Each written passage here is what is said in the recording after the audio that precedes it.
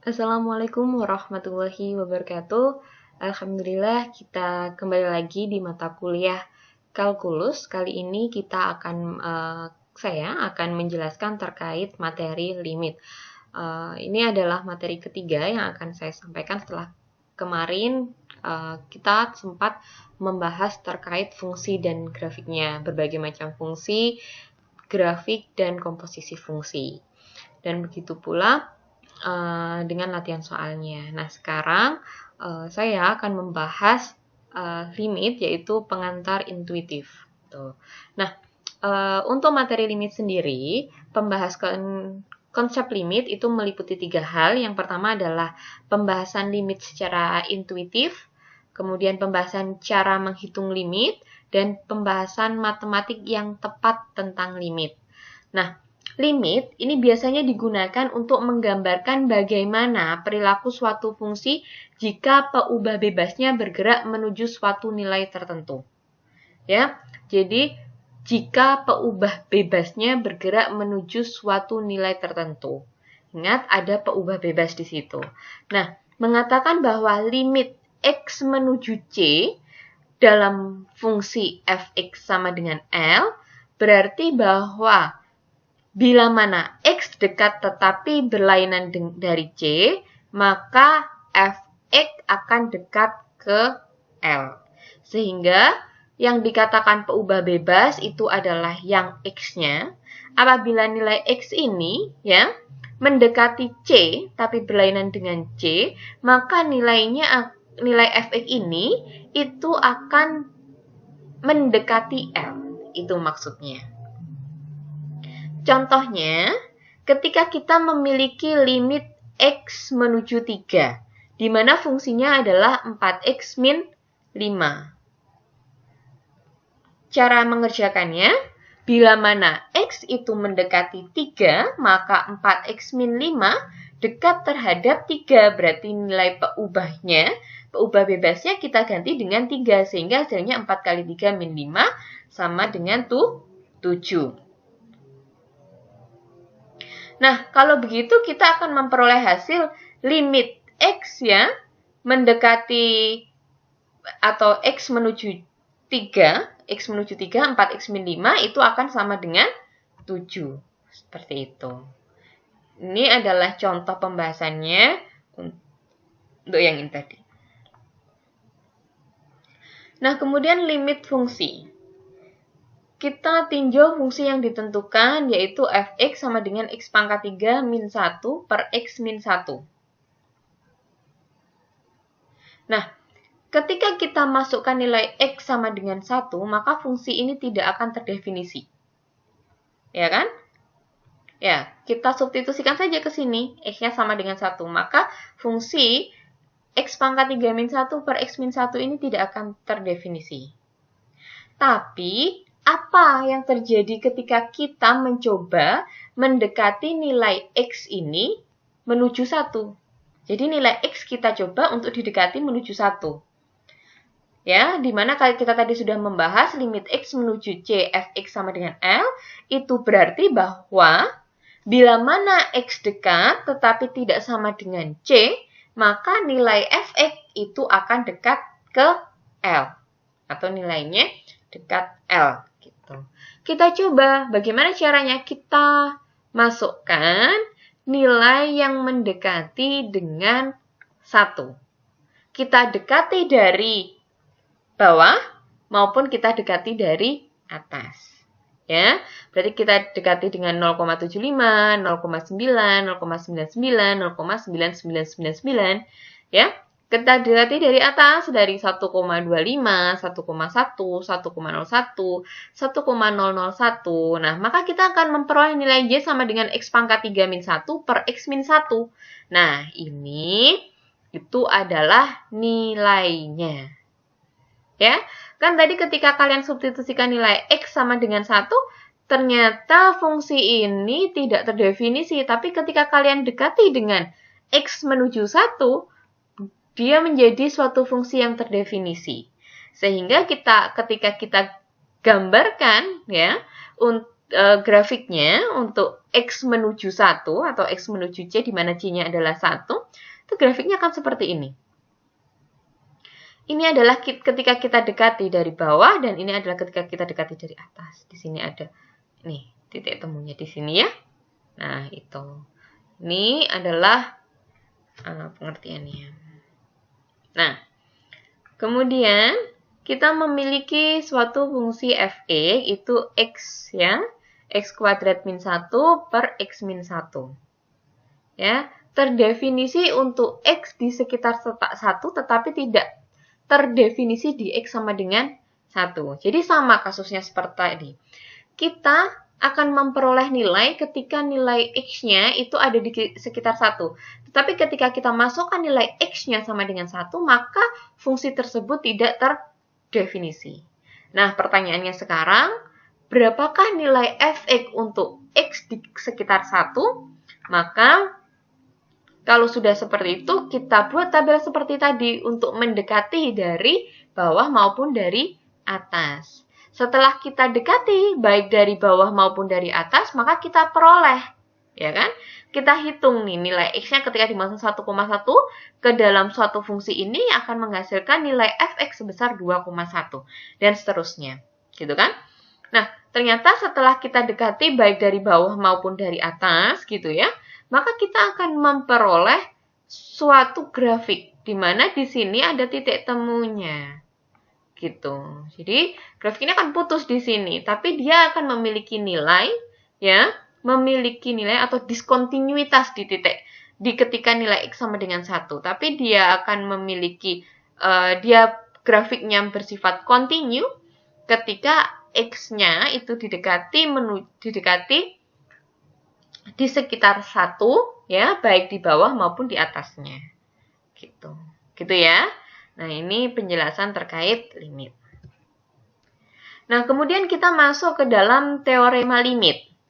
Nah, di mana teorema limit yaitu ketika kita memiliki limit A di mana X menuju C itu akan sama dengan A dan limit ya. Jadi ketika kita punya limit A ya, di mana X-nya menuju C, maka hasilnya adalah A. Gitu. Kenapa? Berarti limit dari suatu konstanta, ya konstanta itu sendiri kan seperti itu. Tapi kalau kita memiliki limit X, ya, di mana X-nya menuju C, maka nilai limit tersebut akan sama dengan C. Ya, karena di sini adalah suatu nilai variabel. Jadi ketika peubah bebasnya, ini kan peubah bebas X ya. Peubah bebasnya kita masukkan, karena dia didekati menuju C, ya kita masukkan C sehingga hasilnya sama dengan C. Kemudian ada teorema limit yang ketiga. Teorema limit yang ketiga yaitu ketika kita memiliki limit X menuju C, bentuknya adalah konstanta dikali suatu fungsi. Maka konstanta ini bisa kita pindahkan ke depan. Jadi K limit X menuju C f(x). Seperti itu.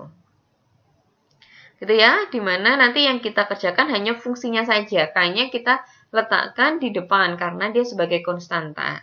Nah, kemudian untuk nomor 4 yaitu limit X menuju C f(x) plus gx atau f(x) minus gx. Maka limit bisa kita pisahkan ya. Jadi kita nggak usah kerjakan fungsinya ini, kita kerjakan satu-satu saja. Limit X menuju C untuk fungsi f(x) ditambah atau dikurangi limit X menuju C untuk fungsi gx ya. Untuk teorema limit yang kelima gitu ya, limit X menuju C f(x) dot gx ya, itu berarti limit f(x) ya, limit X menuju C f(x) dikali dengan limit X menuju C fungsi gx. Jadi masing-masing fungsi ya itu dikerjakan limitnya kemudian baru dikalikan. Sama seperti yang penjumlahan dan pengurangan. Begitu pula untuk pembagian. Maka kalau kita punya bentuk pembagian untuk masing-masing fungsi, maka kita bisa mengerjakan fungsi tersebut dulu, limit dari fungsi tersebut baru kita bagikan. Di mana ya? di mana ada syarat yang harus dipenuhi. Syarat yang harus dipenuhi apa? Syarat yang harus dipenuhi adalah limit X menuju C untuk suatu fungsi Gx itu tidak boleh sama dengan 0. Kenapa? Ketika dia sama dengan 0, maka ya nilainya akan menjadi tak hingga seperti itu. Atau bahkan menjadi tak terdefinisi, bergantung pada kasusnya. Kemudian kita masuk ke dalam teorema limit yang ketujuh, yaitu ketika limit X menuju C, suatu fungsi f(x) pangkat K. Gitu. Maka bisa kita kerjakan dulu limit dari fungsi tersebut, baru kita pangkatkan. Tuh, itu untuk yang nomor 7. Sementara untuk yang nomor 8, konsepnya sama, limitnya dulu. Kan ini kan konsep akar ya. Limitnya dari suatu fungsi itu, kalian kerjakan dulu, baru kalian akarkan hasilnya. Ya, tapi untuk yang pembagian dan akar ini ada syaratnya. Kalau pembagian tadi, Gx-nya, penyebutnya tidak boleh, limit dari penyebutnya tidak boleh sama dengan 0. Sementara untuk yang akar ini, ya, limit fungsi f(x)-nya itu harus lebih dari 0. Jika K-nya genap, berarti jika akar genap, dia fungsi X-nya, f(x)-nya ini harus lebih dari 0. Gitu. Semoga bisa diterima ya. Nah, kemudian di sini saya akan menjelaskan terkait metode apa saja yang bisa kita gunakan untuk mengerjakan limit. Metode yang bisa kita gunakan untuk mengerjakan limit, yang pertama adalah metode substitusi. Ya, metode substitusi ini merupakan suatu metode yang paling mudah, di mana kita mengerjakannya yaitu dengan menentukan hasil suatu limit fungsi dengan cara mensubstitusikan langsung nilainya ke dalam fungsi tersebut. Seperti contoh yang di awal, ya. X dekat dengan 3, X-nya langsung diganti dengan 3. Kalau di sini contohnya X menuju 1 atau dekat dengan 1, fungsinya 3X min 1, maka tinggal kita masukkan nilai dari peubah bebasnya, yaitu 1. 3 kali 1 min 1 sama dengan 3 min 1, hasilnya 2. Itu untuk metode substitusi. Gitu.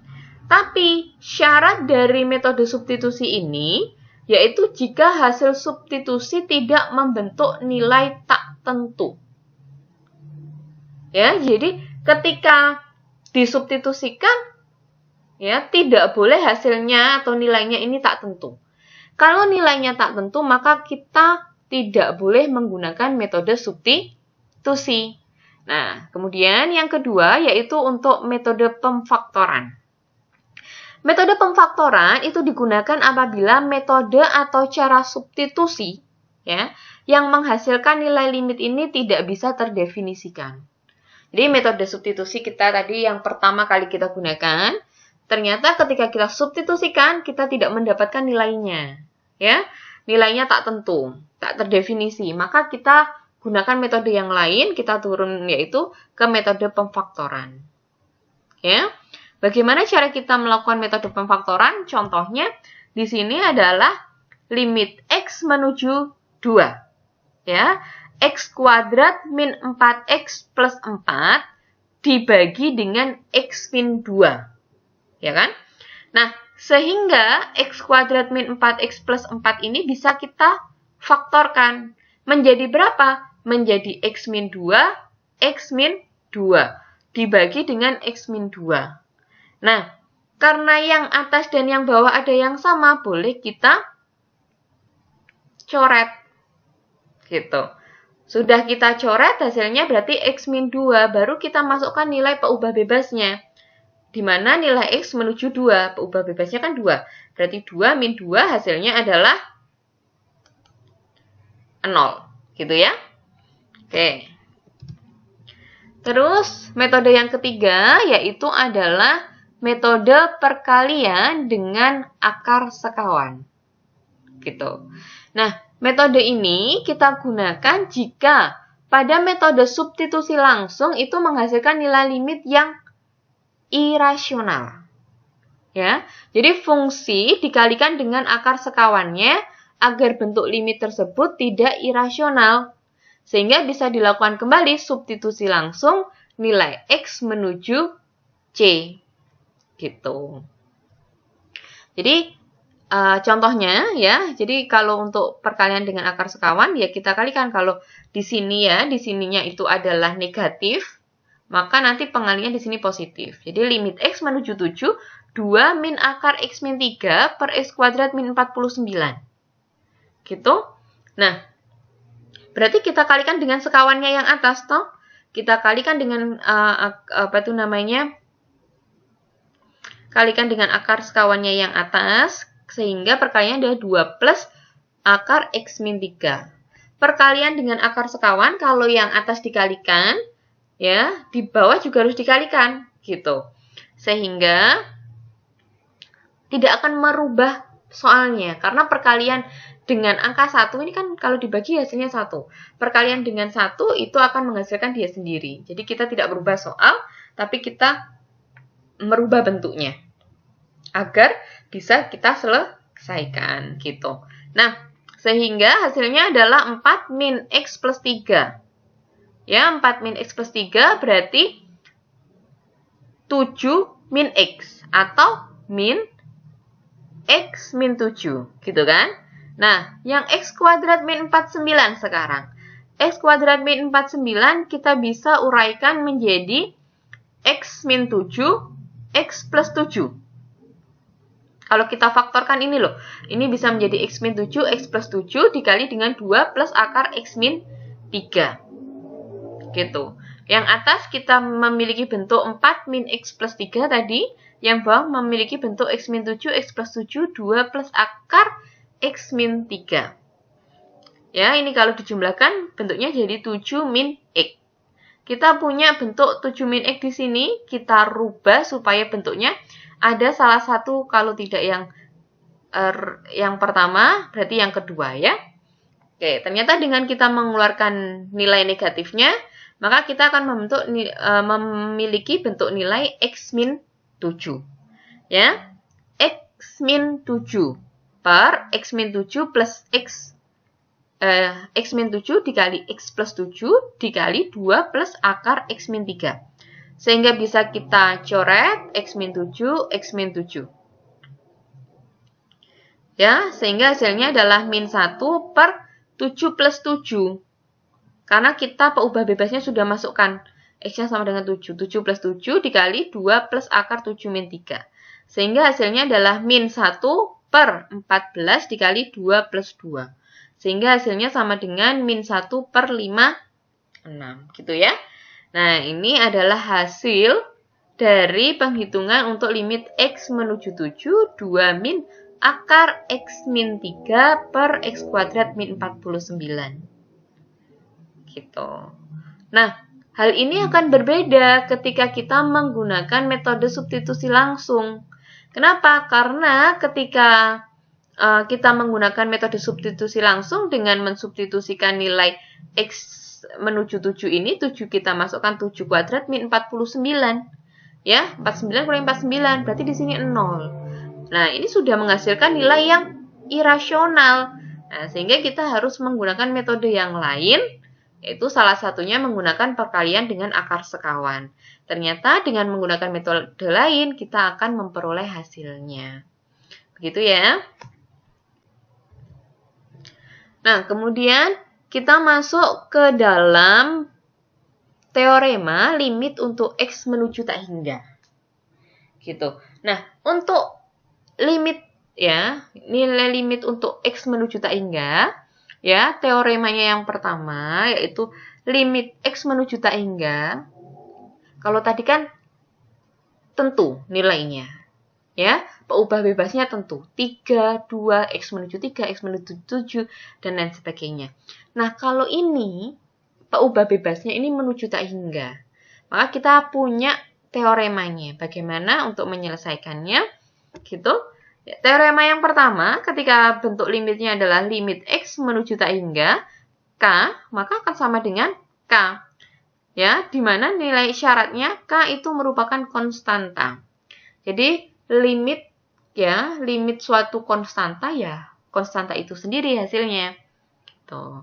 Nah, kemudian untuk limit X menuju tak hingga, jika fungsinya X pangkat N. Ya, X pangkat N berarti tak hingga pangkat N. Sehingga hasilnya tentu saja tak hingga. Gitu. Yang kedua, ya, teorema yang kedua, itu ada limit X menuju tak hingga 1 per X pangkat N. Ya, dilihat ya, X pangkat N. Berarti tak hingga pangkat N. Tak hingga dipangkatkan N, tak hingga itu sudah besar dipangkatkan N, ya pasti nilainya tetap besar. 1 dibagi besar, pasti hasilnya akan mendekati 0, atau bisa kita tulis dengan 0. Gitu. Kalau X pangkat 6 berarti tak hingga. Kalau 1 per X pangkat N, ya, X pangkat N itu tak hingga. Kalau 1 per X pangkat N hasilnya 0. Kemudian kita masuk ke dalam teorema yang ketiga. Nah, untuk teorema yang ketiga ini, ketika kita memiliki nilai, ya,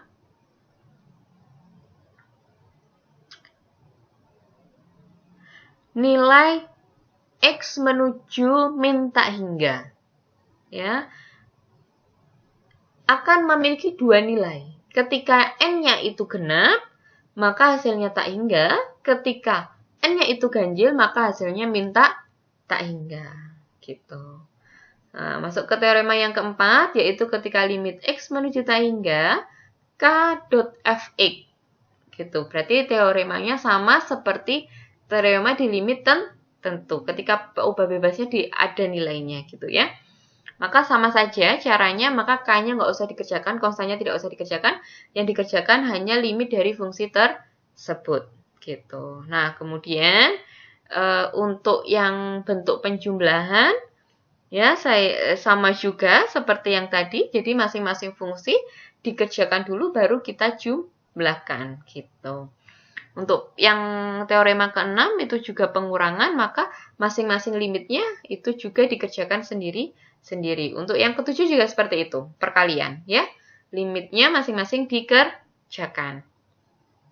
Untuk yang ke-8, ya, yaitu limit X menuju tak hingga Fx per Gx. Maka karena dia pembagian sama seperti teorema yang tadi, kerjakan dulu masing-masing dari limit setiap fungsinya, baru kita bagi. Ya. Untuk yang teorema ke-9 yaitu perpangkatan, sama pangkatnya dikerjakan setelah limit fungsinya selesai dikerjakan. Yang akar juga sama. Kemudian yang berbeda, sedikit berbeda, itu adalah teorema yang ke-11. Untuk teorema yang ke-11, ya, limit X menuju tak hingga, maka 1 per Fx itu akan sama dengan tak hingga. Gitu ya. Jadi nilainya itu bisa 0 dan nilainya bisa tak hingga. Ya, jadi nilai limit X menuju tak hingga 1 per Fx akan bernilai tak hingga ketika nilai Fx-nya adalah 0. Ya, tapi kalau 1 per Fx, nilai Fx-nya ini tak hingga, maka 1 per tak hingga hasilnya akan 0. Gitu maksudnya. Jadi syarat yang di sebelah kanan ini harus kalian perhatikan. Ya, nanti kalau hanya membaca teorema, syaratnya tidak diperhatikan, maka akan mengalami kesulitan dalam memahami. Gitu ya, untuk teoremanya, silakan dipelajari lagi. Nah, sekarang kita membahas bagaimana sih cara mengerjakan untuk limit, ya, tak hingga. Ternyata ada dua metode dalam mengerjakan limit fungsi aljabar bentuk tak berhingga ini. Yang pertama yaitu membagi dengan pangkat tertinggi. Ya, kita bagi dengan pangkat tertingginya. Jadi metode ini kita kerjakan dengan membagi pembilang. Ya, di sini pembilangnya adalah Fx dan penyebutnya adalah Gx. Dengan variabel X pangkat N, ya, berpangkat tertinggi yang ada dalam fungsi Fx dan Gx. Setelahnya baru kita dapat mensubstitusikan nilai X-nya yang menuju tak hingga tersebut. Gitu. Nah, seperti ini. Ini adalah cara cepatnya. Jadi kalau kalian itu menghafalkan ini, biasanya untuk mengerjakan langsung. Kalau soalnya itu adalah dalam bentuk, ya. Kalau soalnya itu dalam bentuk apa? Soalnya dalam bentuk pilihan ganda. Tapi kalau soalnya dalam bentuk uraian, maka kalian dituntut untuk mengerjakan toh. Nah, itu tidak bisa. Jadi limit X menuju tak hingga Fx per Gx itu akan sama dengan limit X menuju tak hingga AN X pangkat N dibagi PM X pangkat M sama dengan L. Ya. Nilai L itu akan sama dengan 0 ketika nilai N-nya itu kurang dari M. Pangkatnya pembilang, itu lebih kecil dibanding dengan pangkatnya penyebut. Kalau pangkat pembilangnya itu lebih besar, maka nilai L-nya tak hingga. Nilai limitnya itu tak hingga. Ya. Terus kalau ini ada nilainya gitu, N sama M, ya. Kita lihat ya, ketika N itu sama dengan M, maka kita tinggal melihat koefisien di depannya. Ya, hasilnya dari limit itu adalah koefisien di depannya. Itu adalah cara cepatnya, gitu ya. Kemudian boleh kita masukkan ke sini. Contoh, bagaimana cara kita membagi dengan pangkat tertingginya. Limit X menuju tak hingga 2x kuadrat min 3x plus 4 dibagi 5x kuadrat plus 7x min 1. Kita bagi dengan pangkat tertingginya adalah x kuadrat. Ya. Sehingga ketika kita bagi 2x kuadrat, kita bagi dengan x kuadrat, min 3x kita bagi dengan x kuadrat, dan 4 kita bagi dengan x kuadrat, ya. Dibagi dengan seterusnya ya, 5x kuadrat bagi dengan x kuadrat, 7x dibagi dengan x kuadrat, dikurangi dengan 1 dibagi x kuadrat. Oke? Maka tentunya ketika nilai peubah bebasnya ini yang tak hingga, menuju tak hingga ini kita masukkan, maka yang 3x, 4, 7x, dan 1 ini akan bernilai 0. Ya, karena 1 dibagi dengan tak hingga kuadrat. 4 dibagi dengan tak hingga kuadrat, hasilnya akan 0. Sehingga kita akan memperoleh bentuk, ya, kan ini 2x kuadrat dibagi dengan x kuadrat, hasilnya adalah 2. Begitu pula juga ini 5x kuadrat dibagi dengan x kuadrat, hasilnya adalah 5. Sehingga limit X menuju tak hingga itu 2/5. Ya, langsung 2/5. Ini menggunakan teorema yang pertama. Limit dari konstanta, yaitu konstanta itu sendiri. Gitu ya. Nah, kemudian ada contoh lagi. Untuk contoh berikutnya, yaitu ketika limit X menuju tak hingga ini, ya, limit X menuju tak hingga ini kita bagi dengan pangkat tertinggi. Pangkat tertingginya itu adalah X pangkat, ya. Pangkat tertingginya berarti yang mana ini? X pangkat 3. Berarti kita bagi dengan X pangkat 3 dulu. Hasilnya nanti ya 2/X dibagi dengan 4 atau 2/4X, ya kan? Nah, baru kita substitusikan tak hingganya. Tak hingganya masukkan ke sini, sehingga 4 kali tak hingga kan tak hingga. 2 dibagi tak hingga hasilnya adalah 0. Begitu caranya. Nah, yang kedua. Kalau yang pertama yaitu membagi dengan pangkat tertinggi, yang kedua yaitu mengalihkan bentuk sekawan. Dengan kita mengalihkan bentuk sekawannya, maka kita akan bisa memperoleh hasilnya juga, ya, hasil yang benar. Ya, jadi sama seperti tadi untuk yang nilai peubah bebas yang tentu, maka kita kalikan dulu dengan sekawannya, ya. Ini perkalian sekawan harus menghasilkan satu pembagiannya ya, biar tidak merubah soal. Gitu, maka hasilnya akan sama dengan 1 plus X min X per akar 1 plus X plus akar X. gitu. X min X berarti hilang. Berarti tinggal 1 per akar 1 plus X plus akar X. Kita substitusikan setelah gini. Jadi setelah kita mensubstitusikan nilai peubah bebasnya, maka kita tidak perlu menuliskan limit di sini ya. Tapi sebelum kita mensubstitusikan nilai peubah bebas X menuju tak hingga ini, kita harus menulis limitnya. Kalau tidak ditulis langsung salah. Gitu. Sehingga hasilnya adalah 1 per tak hingga, berarti hasilnya sama dengan 0. Gitu ya. Oke. Kemudian kita masuk ke dalam limit trigonometri. Gitu. Nah, untuk limit trigonometri sendiri, yaitu ada rumus dasarnya. Ya, rumus dasarnya itu ketika limit X menuju 0, bentuknya sin X per X itu akan sama dengan 1. Tan X per X sama dengan 1. Atau begitu pula kebaliknya. X per sin X sama dengan 1. X per tan X sama dengan 1. Ini adalah rumus dasar. Sehingga ini akan mempermudah kalian dalam mengerjakan bentuk limit trigonometri. Nah, kemudian masuk ke dalam pengembangan rumus. Kalau tadi sin X per X, kalau yang ini adalah bentuk sin AX per BX.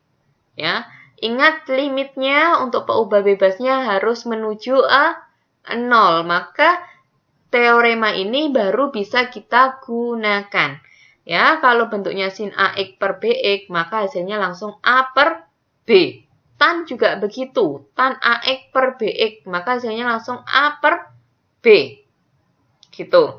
Dan sin AX per tan B, BX. Jangan lupa, untuk bentuk-bentuknya ini, dihafalkan. Nanti tiba-tiba bentuknya adalah cos AX per BX. Langsung A per B. Tidak boleh, itu salah. Karena tidak ada teorema yang menyatakan seperti itu. Hanya berlaku untuk sin dan tan. Dan keterkaitan antara sin dan tan. Gitu ya. Oke, nanti ini dihafalkan.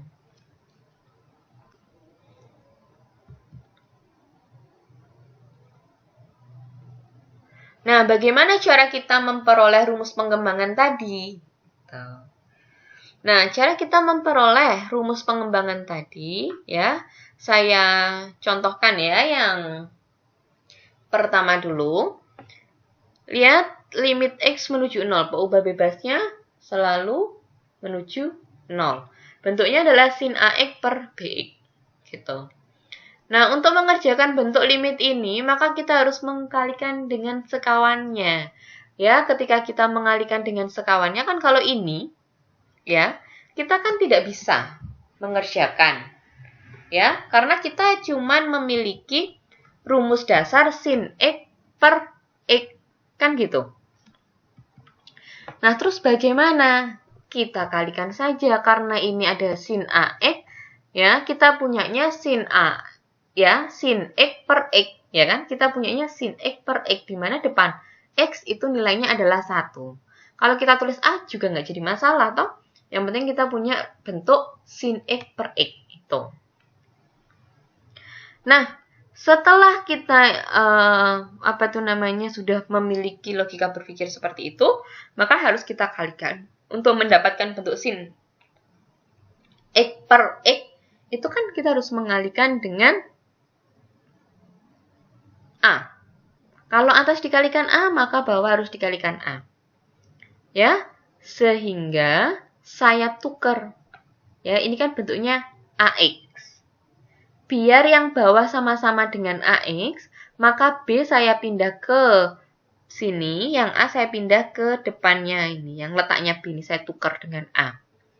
Sehingga kita sudah memiliki di ruas yang ini, kita sudah memiliki bentuk limit X menuju 0, sin AX per AX kan?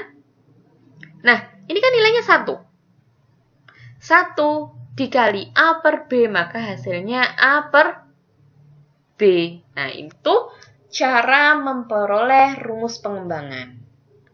Ya, jadi nanti untuk teman-teman ya, untuk teman-teman mahasiswa yang mungkin lupa dengan rumus pengembangan ini, tidak jadi masalah.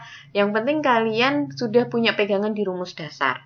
Misal, Bu, saya itu susah untuk menghafalkan rumus gitu. Jadi saya nggak bisa banyak-banyak menghafalkan rumus. Tinggal kalian pahami terkait rumus dasarnya, kemudian kalian kembangkan studi cara pengerjaannya, maka akan diperoleh sama dengan rumus pengembangan gitu. Caranya tadi seperti itu ya. Nah, ini berlaku untuk yang bentuk-bentuk yang lain juga gitu. Oke, nah nanti silahkan untuk dipelajari lagi gitu ya. Dipelajari lagi nanti apabila untuk memperoleh rumus atau pengembangan ini ya, rumus pengembangan ini kalian masih mengalami kesulitan, silakan ditanyakan kepada saya. Ini adalah contoh soalnya, nanti silakan dikerjakan ya. Ya, sudah ada. Ya, ini contoh soal ya. Nanti akan saya berikan latihan soal. Kita lihat dulu. Untuk yang A. Ya. Yang A, limit X menuju 0. Kalau limit X menuju 0, fungsinya adalah sin 4X per 3X, min tan 2X per sin 6X, plus 8X per tan 2X. Kita gunakan yang ini dulu. Ya. Oke, bagaimana cara kita menyelesaikannya? Nah, ini kan bentuk rumus pengembangan semua tuh. Ya, berarti kita akan memperoleh nilai 4 per 3, min 2 per 6, plus 8 per 2. Sehingga dari sini kita akan memperoleh hasilnya, oh ternyata yang A itu hasilnya adalah 5. Gitu. Karena kenapa? Karena kita sudah mengetahui rumus pengembangannya. Kemudian untuk yang B, ada limit X menuju 0. Ya, sin kuadrat 6X, ya. Sin kuadrat 6X dibagi 3X dikali tan 4X. Maka ini kita pisahkan saja dulu. Ya. Jadi sin kuadrat 6X ini jadi sendiri-sendiri, sin 6X dikali sin 6X, kan gitu. Nah, kemudian sin 6X dikali sin 6X ya kita pisahkan seperti yang di sini. Ya, sin 6X per 3X dikali dengan sin 6X per 4X, kan gitu. Nah, ini ada di rumus dasar, hasilnya adalah 6 per 3, gitu. Rumus pengembangan ya, rumus pengembangan yang pertama. Ini juga ada di rumus pengembangan, ya, hasilnya adalah 6 per 4. Sehingga kita akan memperoleh hasilnya 36 per 12 sama dengan 3. Seperti itu. Jadi, kita hanya tinggal memisah-misahkan saja. Jadi, limit trigonometri ini ketika tahu triknya ya, rumus dasar, rumus pengembangan dipahami, tapi ingat ya bentuknya limit X menuju 0 gitu. Ada teoremanya, yaitu rumus dasar dan rumus pengembangan. Itu silahkan dihafalkan sehingga nanti kalian akan lebih mudah dalam mengerjakan. Gitu. Oke. Nah, kita masuk ke dalam ini, limit kiri dan limit kanan. Gitu. Nah, limit fungsi di suatu titik dapat dipandang dari dua arah, yaitu dari arah kiri dan kanan. Ya. Berarti kalau di kirinya C, nilai X-nya lebih kecil kan? Kalau di kanannya C, nilai X-nya lebih besar. Jika X kurang dari C, maka X akan mendekati C dari arah kiri, itu maksudnya. Ya, kalau X-nya kurang dari C, maka ya X akan mendekati C dari arah kiri. Gitu. Sehingga kita secara matematis bisa menuliskan limit X menuju C negatif. Dari fungsi fx itu akan sama dengan L. Ya, hingga kita baca ini matematisnya. Limit dari fx untuk x mendekati c dari kiri, ya, c negatif itu dari kiri, dengan L, atau limit kiri f di c sama dengan L. Artinya, jika x mendekati c dan x kurang dari c, maka nilai dari fx itu akan mendekati L. Gitu. Ini adalah cara membaca untuk yang matematis di kotak ini. Kemudian bagaimana jika X-nya lebih dari C? Berarti kan nilai X itu akan mendekati C tapi dari arah yang kanan. Cara membacanya yaitu adalah lihat di sini X positif ya, X positif. Limit dari Fx untuk X mendekati C dari kanan sama dengan L. Atau limit kanan F di C sama dengan L. Artinya, jika X mendekati C dan X lebih dari C, maka nilai Fx-nya itu akan mendekati L. Itu limit kiri dan limit kanannya. Oke. Ya, ini adalah limit satu sisi fungsi satu peubah. Sama seperti tadi, ya. Bagaimana cara kita membacanya gitu. Cara kita mendefinisikannya itu seperti tadi. Nah, tadi definisi yang pertama ya. Diketahui fungsi Fx terdefinisi pada suatu interval C, C plus ya, delta. Kalau C plus delta ini kan berarti didekati dari kanan, karena nilainya dia positif, gitu kan.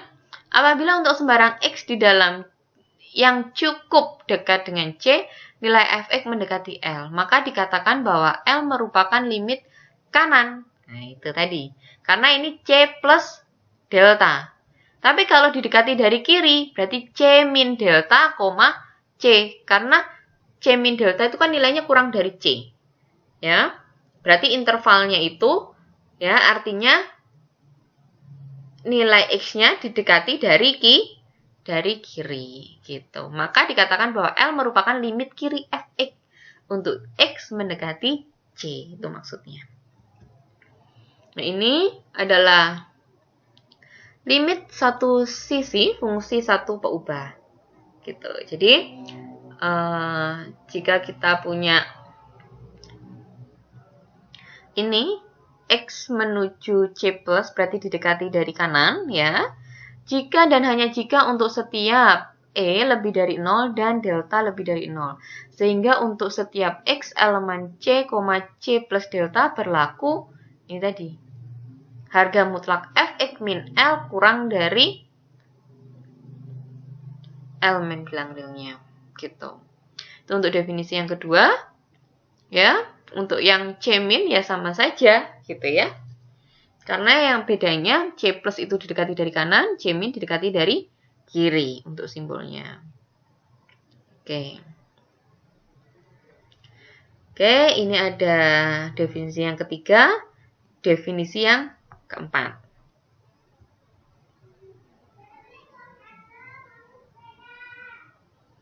Nah, kemudian ada limit satu sisi fungsi satu peubah. Ya, limit untuk X menuju 0 plus, ya, hasilnya itu adalah berarti 0 ini didekati dari kanan. Berarti 1 per X sama dengan plus tak hingga. Didekati dari kiri, ya. Kalau didekati dari kiri, ya, maka nilai 1 per X-nya itu akan sama dengan min tak hingga. Nah, jika limit penyebutnya 0, tetapi limit pembilangnya tidak 0, maka ada 3 kemungkinan untuk limit fungsi rasional X menuju A. Ya, limitnya mungkin plus, ya, plus tak hingga, min tak hingga, atau limitnya mungkin plus tak hingga dari satu sisi dan min tak hingga dari sisi yang lain. Gitu. Ya, ini adalah contohnya. Ya, jadi kita ujikan dulu. Jadi kan ini kita yang dekati dari arah kanan, ini dekati dari arah kiri, dan ini adalah untuk limitnya. Kemudian kita cek dengan menggunakan uji titik yang diperbolehkan. Sehingga dengan menggunakan uji titik yang diperbolehkan, kita akan menghasilkan nilai min tak hingga, ya, untuk yang didekati dari kanan, nilai negatif, ya, untuk yang didekati dari kiri, nilai positif tak hingga untuk yang didekati dari kiri, gitu. Dan nilai limit X menuju 4 sendiri itu tidak ada. Tuh. Karena limit satu sisi mempunyai tanda yang berlawanan, maka dapat dikatakan bahwa limit dua sisinya tidak ada. Jadi nanti kalau didekati dari kanan, dari kiri kok hasilnya berbeda, ya, maka kita bisa simpulkan bahwasannya limit tersebut itu tidak memiliki nilai atau tidak ada nilainya. Gitu. Nah, ini adalah untuk contohnya.